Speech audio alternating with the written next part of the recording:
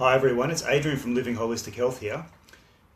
Very often people have problems eating certain foods and which make them feel quite ill. You know, dairy, soy, gluten, pastas, wheat-containing products can often cause people a lot of problems, and they really struggle to eat, a wide variety of foods, and they have to follow very, very restrictive diets.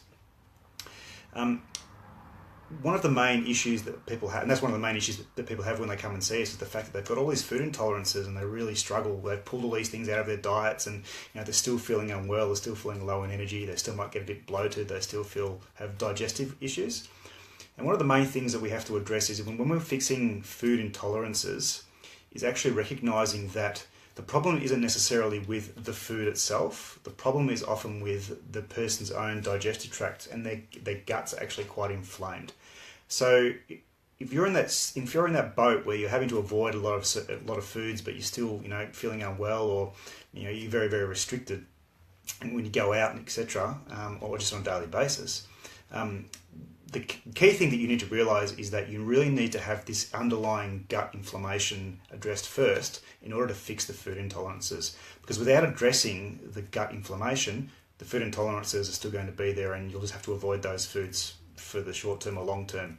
That's a little bit different to a food allergy, so like an anaphylactic reaction, where someone their tongue might swell, their airways might close, or they might get a red rash. That's a different thing. That's a true allergy. I'm just talking about food intolerances, where you eat something and you feel a bit unwell, maybe straight after, or maybe after a period of time. So the key to fixing it is, as I said, is to get onto this gut inflammation and reduce that, rather than just focus on avoiding those foods. One of the best ways that we have to do that is to address it with nutrition. So certain nutrients, certain types of foods are very, very gut healing, and that is what we have to include a lot more in people's diets for a sustained period of time. It might be for a few weeks, it might be for a period of up to 8 weeks or 12 weeks, etc. To try and get these guts under control, not as inflamed, and then we can promote better gut health generally.